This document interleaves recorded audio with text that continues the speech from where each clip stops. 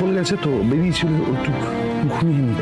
হ্যাঁ দাও, আমি করছি আলো, আমার কাছে যে জানতে হয়ে গেছে না। হ্যাঁ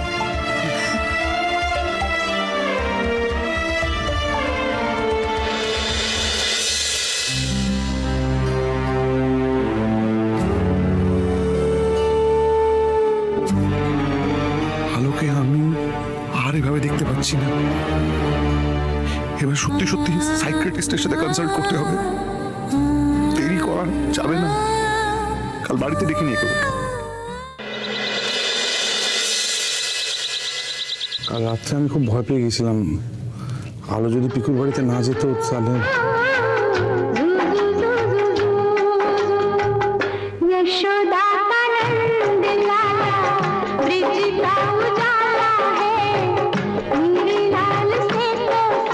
বৌদি ভাই মনে হয় আবার এই পুতুলটাকে নিয়ে ঘুম পাড়ানির গান গাইছে। ডক্টর, এবার আশা করি সিচুয়েশনটা বুঝতে পারছেন।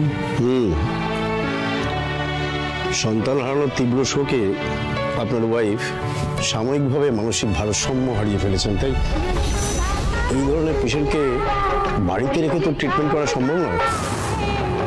আমার একটা রিহ্যাব আছে, ওখানে ওনাকে ভর্তি করে দিই।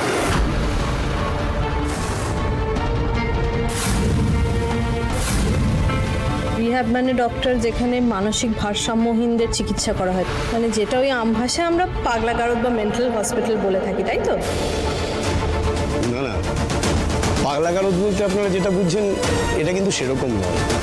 দেখুন, এরকম সাডেন শকে সাময়িকভাবে মানসিক ভারসাম্য হারানোর কেস অনেক আছে। তাদের কয়েকটা দিন আমাদের ফ্যাসিলিটিতে রেখে কাউন্সেলিং করানো হয়, সামান্য কিছু ওষুধ দেওয়া হয়, তারপর কয়েকদিনের মধ্যে তারা আবার আগের মতোই স্বাভাবিক হয়ে যায়। ডক্টর, এই যে চিকিৎসাটার কথা বলছেন আপনি, এটা বাড়িতে রেখে করা যায়? হ্যাঁ ডাক্তারবাবু, রুদ্র ঠিকই বলছে। আপনি যেভাবেই হোক বাড়িতেই ব্যবস্থা করুন। আপনার যা যা সেট আপ লাগবে আমি সব ব্যবস্থা করে দেবো, আপনি খরচার জন্য ভাবতেন না। না আসলে ডাক্তারবাবু, এই মুহূর্তে বৌদিকে রিহ্যাবে নিয়ে যাওয়ার জন্য রাজি করাটা খুব টাফ।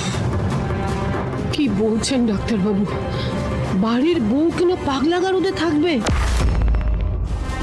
ডক্টর প্লিজ আপনি দেখুন, সেরকম হলে আমি টেক কেয়ার করবো বৌদি ভাই। আপনি যেভাবে বলবেন আমি সেইভাবেই করে দেবো। না না, এই ধরনের পেশেন্টের এভাবে বাড়িতে রেখে ট্রিটমেন্ট সম্ভব নয়। আর কাউন্সিলিং আর মেডিসিনটাই তো সবটা নয়।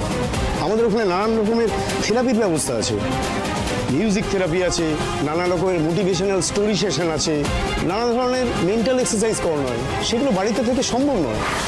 মিস্টার সিংহ রায়, আপনি অ্যাজ সুন অ্যাজ পসিবল আমার রিহ্যাবে ওনাকে অ্যাডমিট করিয়ে দিন। আমি আশা করছি কিছুদিনের মধ্যেই আপনার স্ত্রী সুস্থ হয়ে উঠবেন। আর সত্যিটাকে মেনে